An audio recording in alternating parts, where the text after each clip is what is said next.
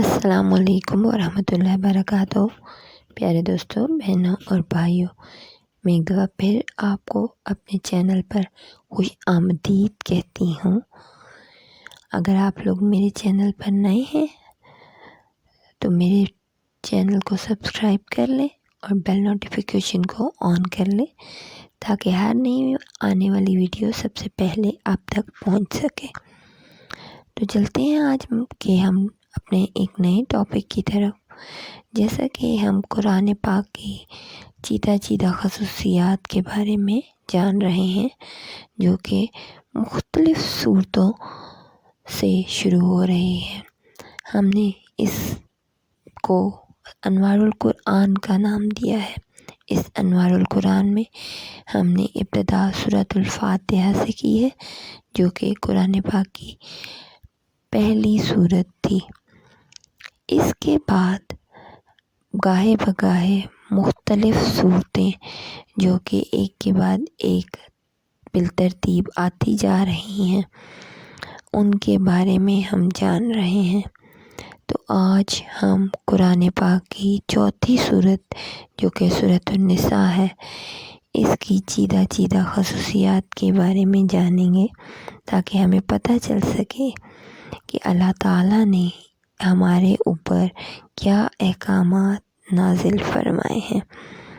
سورۃ النساء، جیسا کہ نام سے ظاہر ہے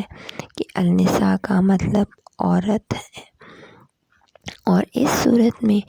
عورتوں کے حقوق کے تحفظ کے لیے خصوصی احکامات کا ذکر کیا گیا ہے۔ اسی وجہ سے اس کا نام النساء رکھا گیا ہے۔ یہ مدنی صورت ہے۔ اگر تاریخی اعتبار سے ہم اس صورت کے بارے میں جانیں، اس کے مضامین کے اور ہجرت کے بعد کے حالات کا تجزیہ دیکھیں تو اس صورت کو سمجھنے میں آسانی رہے گی، کیونکہ 4 اور 5 ہجری میں جب یہ صورت نازل ہوئی تو وہ ہجرت کا دور تھا۔ حضور صلی اللہ علیہ وسلم کی مدینہ منورہ میں آمد کے بعد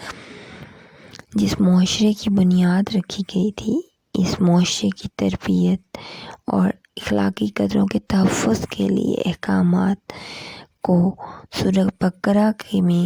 کچھ حصہ ہم نے پڑھا، لیکن وقت گزرنے کے ساتھ ساتھ معاشرہ مزید احکامات کا تقاضا کر رہا تھا، خاص طور پر آئلی قوانین۔ اس لیے اللہ تعالیٰ نے سورۃ النساء کے آغاز میں آئلی قوانین کے بارے میں بیان کرنے کے احکامات بیان کیے ہیں، اور وہ تمام خصوصیات بھی بیان کی ہیں جن کی آئلی قوانین میں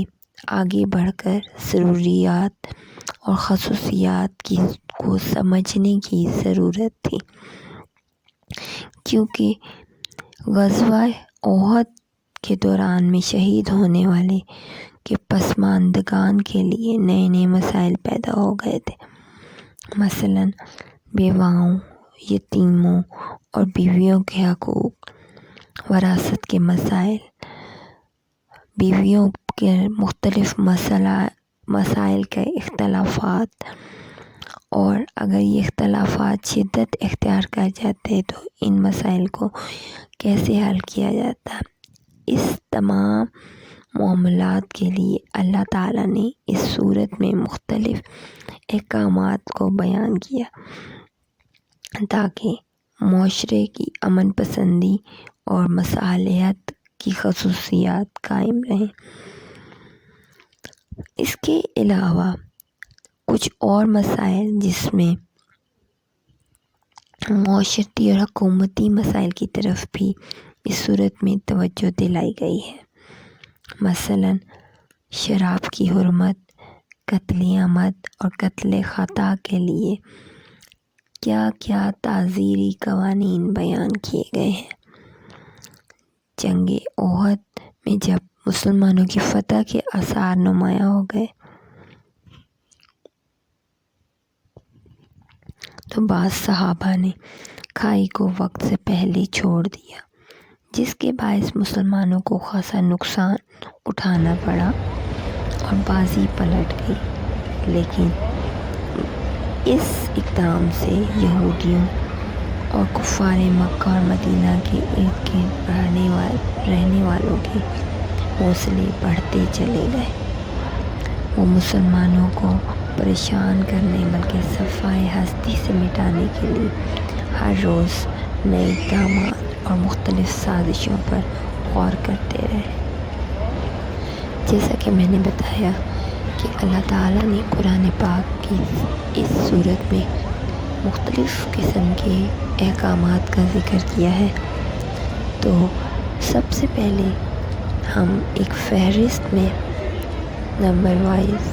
مختلف حقوق کے بارے میں بتاتے ہیں۔ اللہ تعالیٰ نے سب سے پہلے جن لوگوں کے حقوق کا ذکر کیا وہ یتیموں کے حقوق ہیں، کیونکہ یتیموں کے مال کے بارے میں اللہ تعالیٰ نے سخت حفاظت کی ذمہ داری کا احساس دلایا ہے اور احکامات اس میں نازل ہوئے ہیں، اور یتیم کے مال کو کھا جانے پر سخت قسم کی وعید بھی سنائی ہے، کیونکہ مال و دولت کے لالچ میں لوگ یتیم بچوں اور رشتہ داروں کا مال ہڑپ کر جاتے ہیں۔ ایسے لوگ ظاہری طور پر تو یتیموں کی ہمدردی کرتے ہیں اور ان کے لیے کام کرتے ہیں، لیکن دراصل وہ یتیموں کا مال اپنے مال میں شامل کر لیتے ہیں۔ ایسے لوگوں سے اللہ تعالیٰ نے اس صورت میں دور رہنے کا حکم دیا ہے، اور یہ بھی حکم دیا ہے کہ جب یتیم بالغ ہو جائے تو اس کا مال اسے دے دو اور اسے اپنی کاروباری ذمہ داریوں میں بھی شریک کرو، اور اگر لڑکیاں یتیم ہیں تو ان کے بارے میں ان کی تعلیم و تربیت کے ساتھ ساتھ ان کے نکاح کے بارے میں بھی اہتمام کرو، لیکن اس میں بھی خصوصی احتیاط کا حکم دیا گیا ہے، کیونکہ اللہ تعالیٰ نے اس صورت میں بذات خود بیان فرمایا ہے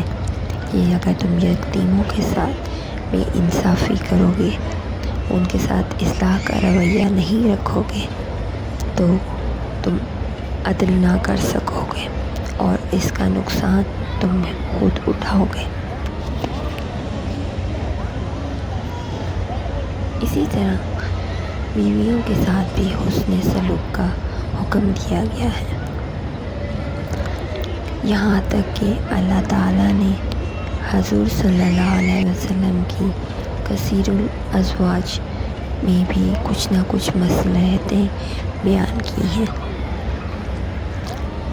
اسلام میں بے شک 4 شادیوں تک مسلمانوں کو محدود کر دیا گیا ہے، لیکن اللہ تعالیٰ نے حضور صلی اللہ علیہ وسلم کی مختلف شادیوں اور ان کے ساتھ حسن سلوک اور ان شادیوں کو کیسے نبھایا، یہ سب اپنی امت کے لیے ایک مثال قائم کرنے کے لیے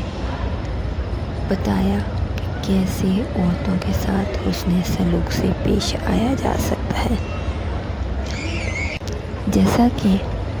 لوگ سوال کرتے ہیں کہ حضور صلی اللہ علیہ وسلم نے اتنی شادیاں کیوں کی، لیکن اگر ہم غور کریں کہ یہ شادیاں کیوں اور کن حالات میں ہوئی اور ان سے کیا فائدہ ہوا، تو ہم دیکھتے ہیں کہ حضور صلی اللہ علیہ وسلم کی پہلی شادی 25 برس کی عمر میں حضرت بی بی خدیجہ الکبریٰ سے ہوئی، جبکہ حضرت بی بی خدیجہ الکبریٰ کی عمر اس وقت 40 برس تھی۔ حضور صلی اللہ علیہ وسلم نے 25 سال کی عمر میں شادی کرنے کے 50 سال کی عمر تک اس شادی کو نبھایا اور دوسری شادی نہ کی۔ ان کی وفات کے بعد آپ صلی اللہ علیہ وسلم نے سیدہ سودا سے شادی کی، جو عمر میں آپ سے تقریباً 5 برس بڑی تھی۔ 4 سال تک ان کے ساتھ بھی اکیلے نباہ کیا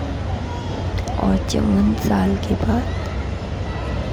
صرف ایک خاتون بی بی عائشہ رضی اللہ تعالیٰ عنہ ایسی واحد خاتون تھیں جو کنواری تھیں اور حضور صلی اللہ علیہ وسلم کے نکاح میں آئیں۔ اس کے علاوہ حضور صلی اللہ علیہ وسلم نے جتنی بھی دوسری شادیاں کیں وہ سب خواتین زیادہ تر معمر اور بیوگان تھیں۔ حضور صلی اللہ علیہ وسلم کی ایک شادی ابو سفیان کی بیٹی رملہ بنت ابی سفیان سے بھی ہوئی۔ ابو سفیان قریش کا سپہ سالار کی حیثیت سے جنگ احد سے لے کر قبول اسلام تک مسلسل حملہ آور کرتے رہے۔ اس شادی کے بعد قریش کے سارے حملے ختم ہو گئے اور یہودیوں نے مسلمانوں پر جو زندگی تنگ کر رکھی تھی اور سازشوں کے جو جال پھیلا رکھے تھے، یہ سب آہستہ آہستہ ختم ہوتے چلے گئے۔ آپ نے نجد کے سردار کی بہن بی بی میمونہ سے بھی شادی کی، یہاں تک کہ اس شادی کے بعد نجد کی طرف سے کوئی مخالفت نہیں ہوئی۔ یہ سب وہ معلومات ہیں جن سے ہم آج تک محروم چلے آ رہے ہیں۔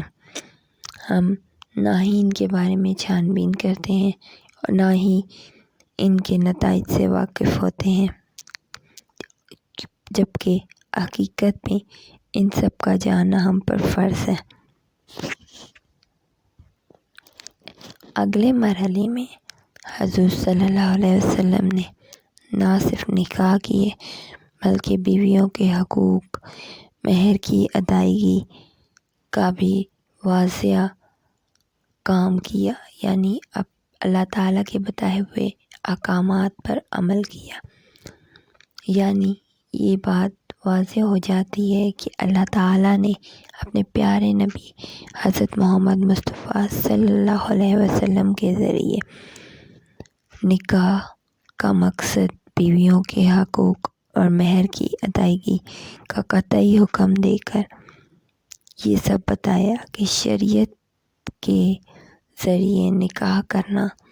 اور شرعی احکام کے ذریعے بیوی کے حقوق پورے کرنا، یہ سب نسل آدم کی بقا، پاک دامنی، عفت و عصمت کی حفاظت اور بدکاری اور بے حیائی کا انسداد ہے۔ یہاں تک کہ اللہ تعالیٰ نے مرد و عورت کے خفیہ اور ناپسندیدہ تعلقات کو ناپسند کیا۔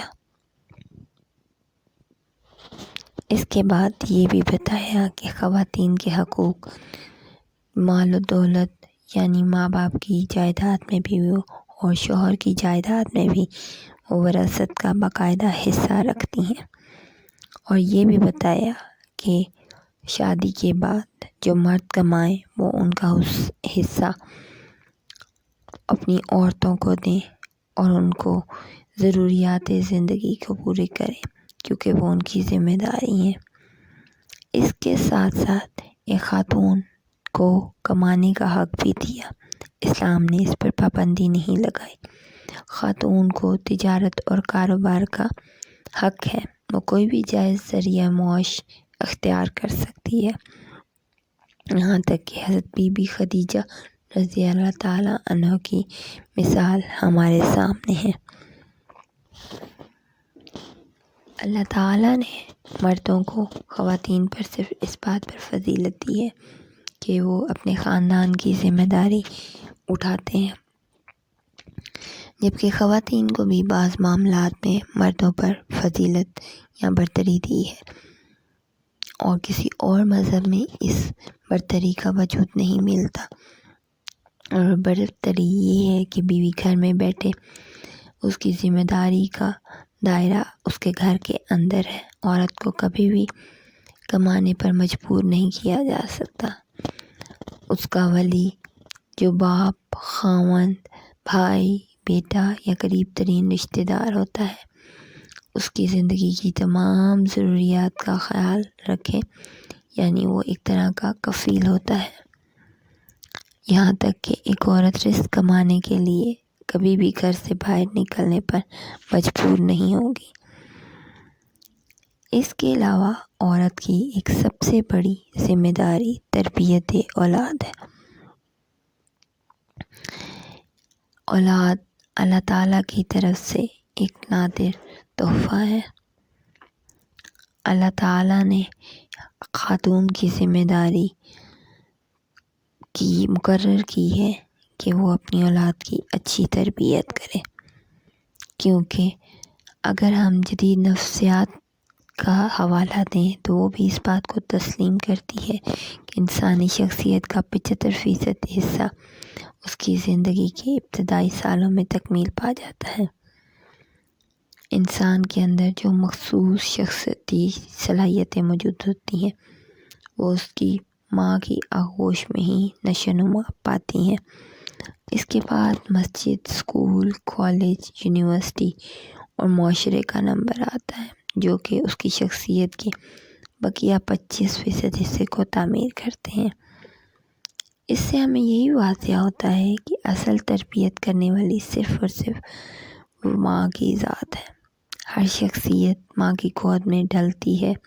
ماں کی آغوش میں پلتی ہے۔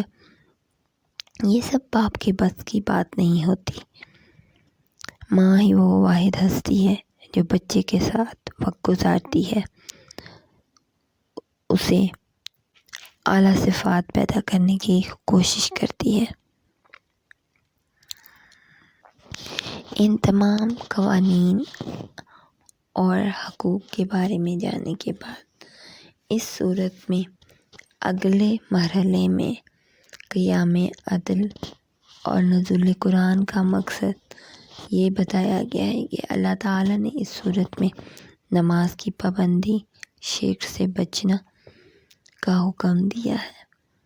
اور شرک سے دور رہنے کا بھی کہا ہے، کیونکہ یہ سب چیزیں اللہ تعالیٰ کو سخت ناپسند ہے۔ جیسا کہ اللہ تعالیٰ نے قرآن میں کہا ہے کہ وہ ایک بندے کے ہر گناہ کو معاف کر سکتے ہیں سوائے شرک کے، اور یہی نزول قرآن کا مقصد ہے کہ اللہ تعالیٰ نے جو راہ حق دکھائی ہے اس میں سے ایک قرآن مجید ہے اور دوسری حکمت ہے، یعنی جس کا قرآن پاک میں بار بار ذکر آیا ہے کہ نبی کے 4 کاموں میں سے 2 کام یہ ہیں کہ وہ کتاب اور حکمت کی تعلیم دیتا ہے۔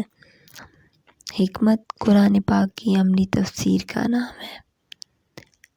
اگر ہم بات کریں ہدایت کی تو ہدایت کی بھی 2 اقسام ہیں۔ ایک نظری ہدایت ہے، یعنی قرآن پاک، اور دوسری عملی ہدایت ہے جو کہ حضور صلی اللہ علیہ وسلم کی سیرت پاک ہے اور احادیث کی شکل میں ہمارے پاس موجود ہے۔ ہمیں اپنی پوری زندگی میں اپنے آقائے دو جہاں حضرت محمد مصطفیٰ صلی اللہ علیہ وسلم کی زندگی کی پیروی کرنی پڑے گی، کیونکہ اللہ تعالیٰ نے اپنے پیارے نبی کو ہر چیز سکھا کر بھیجی اور وہ غلطیوں سے پاک ہے، لیکن ہماری بد نصیبی کی انتہا ہے کہ ہم پھر بھی منافقت سے کام لیتے ہیں، اور یہ ہماری بد نصیبی ہے کہ ہم نے یہ راستے اپنے لیے خود اختیار کیے ہیں اور ہم انہی پر آگے بڑھتے جا رہے ہیں۔ اگلے مرحلے میں اللہ تعالیٰ نے اس صورت میں منافقین کے بارے میں بیان کیا ہے۔ منافقین وہ لوگ ہیں جو دینی معاملات کا مذاق اڑاتے ہیں اور مسلمانوں کے لیے تکلیف کا باعث بنتے ہیں، ان میں شر پھیلاتے ہیں۔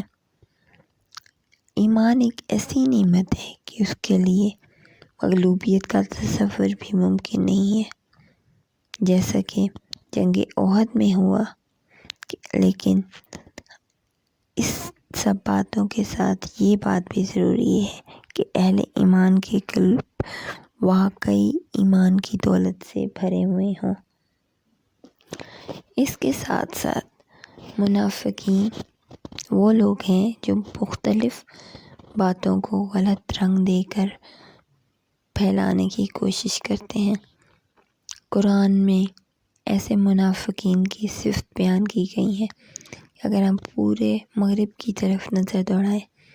تو بنیادی باتیں یہ ہیں جو کہ ان میں بکثرت پائی جاتی ہیں۔ پہلی منافقت، دوسری بلیک میلنگ، اور تیسری ہر ایسی خبر کو کیش کروانا کہ جتنے لوگ یہ ایسی کوئی خبر پڑھیں گے اتنے زیادہ اخبارات بکیں گے۔ اگر ہم اس جدید دور کی طرف دیکھیں تو ہماری بدقسمتی یہ ہے کہ یہ سب باتیں اب مسلمانوں میں بھی بکثرت پائی جا رہی ہیں،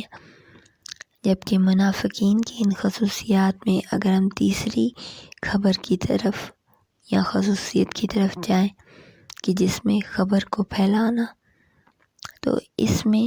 ہم وہ ملک بھی دیکھتے ہیں جیسے سویڈن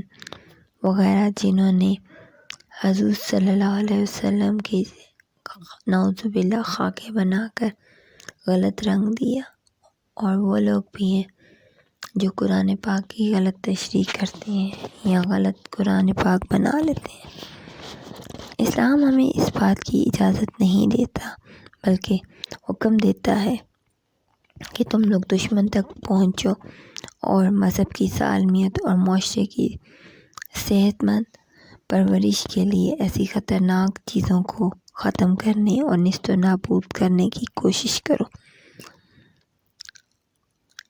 اور کوشش کرو کہ ہر برائی کا کبھی بھی ڈھنڈورا نہ پیٹو، کیونکہ ہماری سوسائٹی میں ہر واقعے کو معمول سے زیادہ بڑھا چڑھا کر بیان کرنا بے حسی کو اتنا عام کر رہا ہے کہ روز بروز برائی سے نفرت کم ہوتی چلی جا رہی ہے، اور ضابطۂ اخلاق کا گراؤ سامنے آ رہا ہے، کیونکہ اللہ تعالیٰ نے بذات خود قرآن پاک میں اس چیز کو ناپسند فرمایا ہے کہ کوئی بھی برائی ہو اس کا ڈھنڈورا نہ پیٹا جائے، سوائے اس پر کہ کسی کا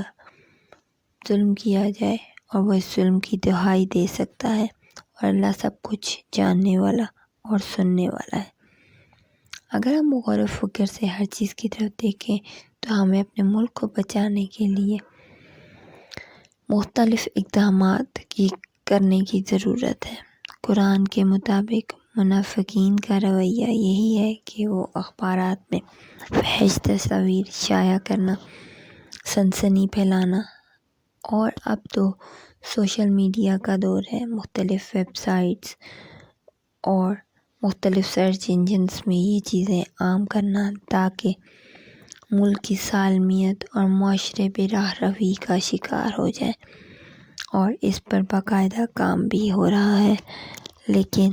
ہمیں ان گناہوں کی دلدل سے اپنے آپ کو خود نکالنا ہوگا، کیونکہ اہل ایمان کے عقائد و افکار کی پختگی اور اہل ایمان کی یہی صفت ہے کہ وہ جھوٹ نہیں بولتے اور مبالغہ نہیں کرتے ہیں، بلکہ اعتدال اور سلامتی کی راہ اپناتے ہیں، اور ان کا رب ان کو اس چیز کا اجر عظیم عطا فرمائے گا، اور یہ سب کچھ وقت آخرت میں برحق ہے۔ اس صورت میں حقوق العباد کے ذکر کو بہت تفصیل سے بیان کیا گیا ہے، کیونکہ اللہ تعالیٰ نے فرمایا ہے کہ میں اپنے حقوق تو معاف کر سکتا ہوں لیکن بندوں کے حقوق معاف نہیں کر سکتا۔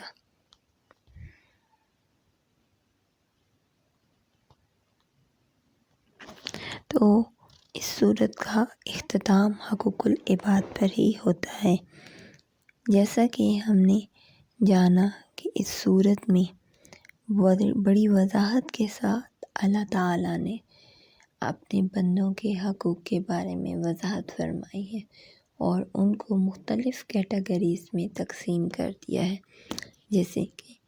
بیویوں کے حقوق، یتیموں کے حقوق، اور آئلی قوانین کے تحت اگر کوئی ایسی بیٹی جو کہ بیوہ یا طلاق لینے کے بعد گھر واپس آ جاتی ہے اس کے حقوق، اور اس کے ساتھ ساتھ مسلمان مرد پر کون سی عورت سے نکاح کرنا جائز ہے اور کون سی عورت سے نہیں، یہ بھی چیز واضح کی گئی ہے۔ اس کے علاوہ یہ بھی واضح طور پر بتایا گیا ہے کہ اور بلکہ منع فرمایا گیا ہے کہ خواتین کو ان کی جائیداد میں باقاعدہ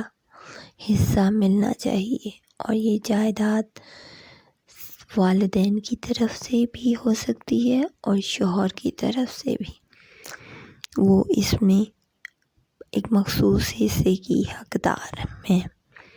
ہمارے آج کل کے دور میں یہ دیکھا جائے تو بہت سے مسائل اٹھتے ہیں کہ جائیداد کے لیے شادی نہیں کی جاتی، یا قرآن پاک سے شادی کر دینا، جو کہ ایک بہت جاہلیت کی رسم ہے، یا پھر سگنیچر کروا لینا کہ وہ اپنے حقوق سے اپنے بھائیوں کے حق میں دستبردار ہو جاتی ہے، لیکن اصل میں اس کی شادی کے بعد اس کے شوہر اور اس کی اولاد اس کے لیے مزید مسائل کا باعث بنتی ہیں، جب وہ جانتی ہیں کہ ان کی بیویوں اور ان کی ماؤں نے اپنے حقوق سے دستبرداری کے دستخط کر چکی ہیں، اور پھر ان کی زندگی مزید اجیرن ہو جاتی ہے۔ لیکن ہم اس بات کو یہ اچھی طرح نہیں سمجھتے کہ اللہ تعالیٰ نے قرآن پاک کے ذریعے اپنے واضح احکامات میں عورت کو اس کا حصہ دینے کا حکم دیا ہے۔ اگر ہم اس حصے سے محروم کریں گے تو اللہ تعالیٰ نے اس بات کے لیے قیامت کے دن ہم سے بہت سخت باز پرس کرنی ہے۔ ضروری نہیں ہے کہ ہر بیٹی بہت ہی اچھے گھر میں بیاہی جائے، اس کو مختلف طرح کے حالات کا سامنا کرنا پڑ سکتا ہے، تو اس کے لیے ضروری ہے کہ اس کے ماں باپ کی بیک سپورٹ اس کے ساتھ رہے، تاکہ اس کی زندگی بھی آسانی سے گزر سکے۔ لیکن بیٹی کو ہر طرح کے حالات کے سامنے ڈٹ کے کھڑا ہونا پڑتا ہے، کیونکہ مشکل حالات اس کی زندگی کا خاصہ ہوتے ہیں، چاہے وہ کسی بھی موڑ پر کھڑی ہو۔ لیکن اس کا مطلب یہ نہیں ہے کہ صرف دولت و جائیداد ہی سب کچھ ہے۔ اللہ تعالیٰ نے قرآن پاک کی اس صورت میں یہ بھی حکم دیا ہے کہ اپنی اولاد کی بہت اچھی تربیت کرو، چاہے وہ بیٹا ہو یا بیٹی۔ تو ہمیں بیٹیوں کو بھی تعلیم و تربیت میں اتنی اچھی تعلیم دینی چاہیے، اور بغیر کسی فرق کے کہ وہ بھی کل کو اگلی نسل کو اچھی طرح پروان چڑھا سکیں اور اچھی تربیت کر سکیں، کیونکہ اللہ تعالیٰ نے اس صورت میں بذات خود بیان فرمایا ہے کہ تربیت کے لیے بہترین درس کا صرف اور صرف ماں باپ کی گود ہے، اور یہاں تک کہ 75% حصہ اپنی زندگی کے پہلے 3 سال میں وہ صرف اور صرف اپنی ماں کی گود میں ہی سب کچھ سیکھتا ہے، اور باقی 25% حصہ وہ باقی دنیا سے سیکھتا ہے جب وہ اپنے گھر سے باہر نکلتا ہے، مختلف رشتوں سے ملتا ہے۔ ثابت ہوتا ہے کہ عورت چاہے بیوی ہو، بہن ہو، بیٹی ہو یا ماں ہو، ہر رشتے میں اللہ تعالیٰ نے اس کے لیے آسانی پیدا فرمائی ہے، اور یہ صرف اور صرف ہمارا مذہب دین اسلام ہی سکھاتا ہے، کیونکہ اگر ہم یورپ کی طرف دیکھیں تو وہاں پر تو حالات اس سے بھی خراب ہیں کہ عورت کو پاؤں کی جوتی ہی سمجھا جاتا ہے۔ اگر ہم جاب کے حوالے سے دیکھیں تو آج بھی انٹرنیشنل مارکیٹ میں مردوں کی تنخواہ زیادہ اور عورتوں کی تنخواہ ایوریج کم ہے، کیونکہ عورتوں کو صرف ایک پیپر کی طرح استعمال کیا جاتا ہے، ان کے ٹیلنٹ کو اہمیت نہیں دی جاتی۔ یہ صرف ہمارا مذہب اسلام ہے جو